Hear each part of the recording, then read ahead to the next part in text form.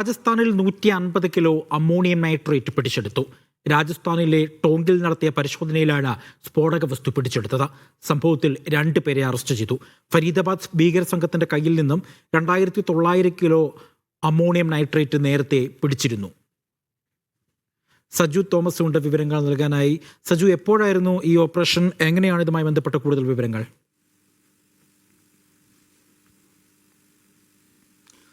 അജയ്, ഇന്ന് ഉച്ചയോടുകൂടിയാണ് രാജസ്ഥാനിലെ ടോങ്കിൽ നിന്ന് ഒരു ഡിസയർ കാറിനകത്ത് നിന്ന് 6 ചാക്കുകളായി സൂക്ഷിച്ചിരുന്ന ammonium nitrate 150 kilo ammonium nitrate പിടിച്ചിരുന്നത്. നേരത്തെ ഫരീദാബാദ് സ്ഫോടനവുമായി ബന്ധപ്പെട്ട് ഈ മൊഡ്യൂളുമായി ബന്ധപ്പെട്ട് വലിയ തോതിലുള്ള അന്വേഷണമൊക്കെ നടത്തിയിരുന്നു.